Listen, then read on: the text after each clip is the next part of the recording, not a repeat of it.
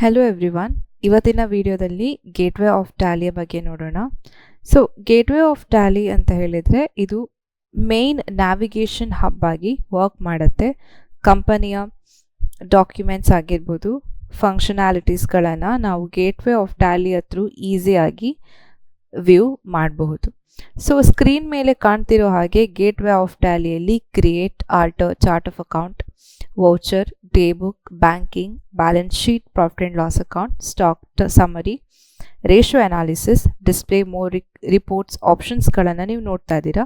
So one by one ಅದರ ಉಪಯೋಗಗಳೇನು, ಅದನ್ನು ಯಾಕೆ ನಾವು ಯೂಸ್ ಮಾಡ್ಕೊಳ್ಬೇಕು ಅನ್ನೋದನ್ನು ನೋಡೋಣ. ಗೇಟ್ವೇ ಆಫ್ ಟ್ಯಾಲಿಯ ಸಹಾಯದಿಂದ ಅಕೌಂಟಿಂಗ್ ಮಾಸ್ಟರ್ಸ್ ಅಂದರೆ ಅಕೌಂಟಿಂಗ್ ರೆಕಾರ್ಡ್ ಆಗಿರ್ಬೋದು, ಟ್ರಾನ್ಸಾಕ್ಷನ್ಸ್ ರೆಕಾರ್ಡ್ ಆಗಿರ್ಬೋದು, ಲೆಡ್ಜರ್ ಕ್ರಿಯೇಷನ್ ಆಗಿರ್ಬೋದು, ಫಿನಾನ್ಷಿಯಲ್ ರಿಪೋರ್ಟ್ಗಳನ್ನು ನಾವು ನೋಡಬಹುದು. ಅದೇ ರೀತಿಯಾಗಿ ಕಂಪನಿಯ ಕ್ಯಾಶ್ ಫ್ಲೋ ಸ್ಟೇಟಸ್, ಟ್ಯಾಕ್ಸ್ ರಿಪೋರ್ಟನ್ನು ಕೂಡ ನಾವು ಮಾಡಬಹುದು. ಸೊ ಫಸ್ಟಿಗೆ ಈ ಕ್ರಿಯೇಟ್ ಅನ್ನು ಸೆಲೆಕ್ಟ್ ಮಾಡ್ಕೊಳ್ಳಿ. ಕ್ರಿಯೇಟ್ ಆಪ್ಷನ್ ಮೇಲೆ ಕ್ಲಿಕ್ ಮಾಡಿ. ಸೊ ಕ್ಲಿಕ್ ಮಾಡಿದ ನಂತರ ನಿಮಗೆ ಇಲ್ಲಿ ಡಿಫರೆಂಟ್ ಆಪ್ಷನ್ಸ್ ಕಾಣಿಸ್ತಾ ಇದೆ. That is accounting master, inventory master, statutory master, statutory details ಅಂತ. So accounting master ledger entry create ಮಾಡುವಂಥದ್ದು, ಹಾಗೆ ಕರೆನ್ಸಿಗಳನ್ನು ಕ್ರಿಯೇಟ್ ಮಾಡಬೇಕಾದ್ರೆ, ಓಚರ್ ಟೈಪ್ ಕ್ರಿಯೇಟ್ ಮಾಡಬೇಕಾದ್ರೆ ಇದನ್ನು ನಾವು ಯೂಸ್ ಮಾಡ್ತೇವೆ. ಇದು ಜಸ್ಟ್ ರಿಲೇಟೆಡ್ ಟು ಅಕೌಂಟ್ಸಿಗೆ ಮಾತ್ರ. ಅದೇ ರೀತಿ ಇನ್ವೆಂಟ್ರೀಸ್ ಮಾಸ್ಟರ್ಸಲ್ಲಿ ನೋಡೋದಾದರೆ stock groups, stock category, stock item, units and location option ಇದೆ. ಸೊ ಒಂದು ಮ್ಯಾನುಫ್ಯಾಕ್ಚರಿಂಗ್ ಕಂಪನಿ ರಾ ಮೆಟೀರಿಯಲ್ನ ಪರ್ಚೇಸ್ ಮಾಡುತ್ತೆ. ಸೊ ಆ ರಾ ಮೆಟೀರಿಯಲನ್ನು ನಾವು ಟ್ಯಾಲಿ ಪ್ರೈಮಲ್ಲಿ ಇನ್ವೆಂಟರಿ ಮಾಸ್ಟರ್ಸ್ ಅಂಡರಲ್ಲಿ ರೆಕಾರ್ಡ್ ಮಾಡ್ತಾ ಹೋಗ್ತೇವೆ. ಅದೇ ರೀತಿ ಗೋಡೌನ್ ಕೂಡ ನಾವು ಕ್ರಿಯೇಟ್ ಮಾಡ್ಕೊಳ್ಬಹುದು. ಇನ್ನು ಸ್ಟ್ಯಾಟ್ಯುಟರಿ ಮಾಸ್ಟರ್ಸ್ ಹಾಗೆ ಸ್ಟ್ಯಾಟ್ಯುಟರಿ ಡೀಟೇಲ್ಸಿಗೆ ಬಂದರೆ GST tax details, registration details ಆಗಿರ್ಬೋದು, ಕಂಪನಿಯ GST ಡೀಟೇಲ್ಸ್ಗಳಾಗಿರ್ಬೋದು, ಪ್ಯಾನ್ ಡೀಟೇಲ್ಸ್, ಇದನ್ನೆಲ್ಲ ನಾವು ಇಲ್ಲಿ ನೋಡಬಹುದು. ಸೊ ನೆಕ್ಸ್ಟ್ ಬ್ಯಾಕ್ ಬನ್ನಿ. ಬ್ಯಾಕ್ ಬರಬೇಕಾದ್ರೆ ಕೀಬೋರ್ಡ್ನ ಎಸ್ಕೇಪ್ ಬಟನನ್ನು ಎಂಟರ್ ಮಾಡಿ. ನೆಕ್ಸ್ಟ್ ಆಪ್ಷನ್ ಇರುವಂಥದ್ದು ಆಲ್ಟರ್. ನಾವು ಕ್ರಿಯೇಟ್ ಆಪ್ಷನಲ್ಲಿ ಕ್ರಿಯೇಟ್ ಮಾಡಿದಂತಹ ಲೆಡ್ಜರ್ ಅಕೌಂಟ್ಸ್ ಆಗಿರ್ಬೋದು, ಕರೆನ್ಸಿ ಆಗಿರ್ಬೋದು, ಅಥವಾ ಮಟೀರಿಯಲ್ಸ್ ಆಗಿರ್ಬೋದು, ಅವುಗಳನ್ನು ಆಲ್ಟರ್ ಮಾಡಬೇಕು ಅಥವಾ ಅಪ್ಡೇಟ್ ಇಲ್ಲ ಡಿಲೀಟ್ ಮಾಡಬೇಕಾದ್ರೆ ಆಲ್ಟರ್ ಆಪ್ಷನನ್ನು ಯೂಸ್ ಮಾಡಬೇಕಾಗತ್ತೆ. Just click on the alter option.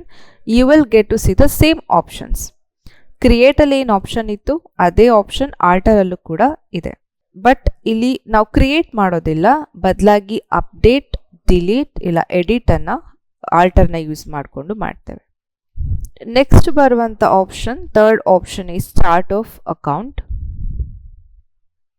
So chart of ಅಕೌಂಟಿಂದ ಒಂದು ಕಂಪನಿಯ accounting masters, inventory master, payroll ಮಾಸ್ಟರ್ಗಳನ್ನು ನಾವು ನೋಡಬಹುದು. ಸೊ ಸ್ಕ್ರೀನ್ ಮೇಲೆ ಕಾಣ್ತಿರೋ ಚಾರ್ಟ್ ಆಫ್ ಅಕೌಂಟ್ ಮೇಲೆ ಕ್ಲಿಕ್ ಮಾಡಿ. ಸೊ ನಿಮಗೆ ಅಕೌಂಟಿಂಗ್ ಹಾಗೆ ಇನ್ವೆಂಟ್ರಿ ಮಾಸ್ಟರ್ಸ್ಗಳು ಕಾಣಿಸ್ತಾ ಇದೆ. ಸೊ ಇದರಲ್ಲಿ ನಾನು ಲೆಡ್ಜರ್ ಅಕೌಂಟ್ಸ್ ಮೇಲೆ ಕ್ಲಿಕ್ ಮಾಡ್ತೇನೆ. ಸೊ ಕ್ಲಿಕ್ ಮಾಡಿದಾಗ ನಿಮಗೆ ಬ್ಯಾಲೆನ್ಸ್ ಶೀಟ್ನ ಐಟಮ್ಗಳು ಇಲ್ಲಿ ಕಾಣಿಸ್ತದೆ. Asset, liability, expenses and income, balance sheet and profit and loss item ಸಿಗುತ್ತೆ. ಸೊ ಅಸೆಟ್ಟಲ್ಲಿ ಕರೆಂಟ್ ಅಸೆಟ್ ಆಗಿರ್ಬೋದು, bank account, cash in hand, deposit, loan and advances, fixed asset, investment. ಲಯಬಿಲಿಟಿಯಲ್ಲಿ capital account, reserves and surplus, current liability, duties and taxes, provision, sundry creditors, loans, bank overdraft, much more. Expenses ali direct and indirect expenses, purchase account. In income, direct incomes, indirect incomes and sales account.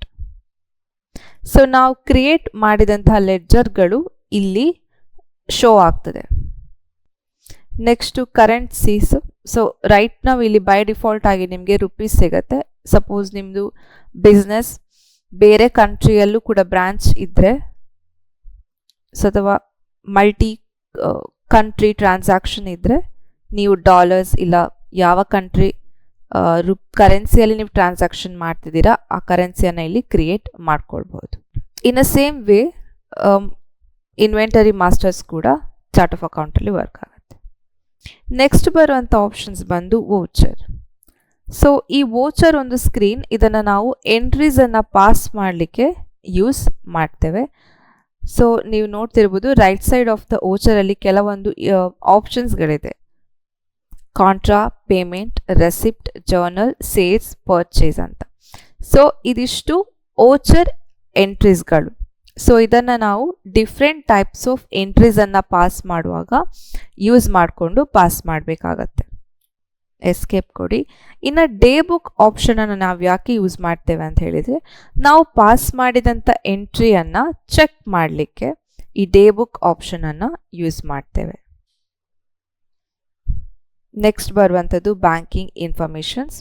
So ಇಲ್ಲಿ related to bank transfer, payment through cheque ಆಗಿದ್ರೆ so ಆ related information ಎಲ್ಲ ಬ್ಯಾಂಕಿಂಗಲ್ಲಿ ಬರುತ್ತೆ.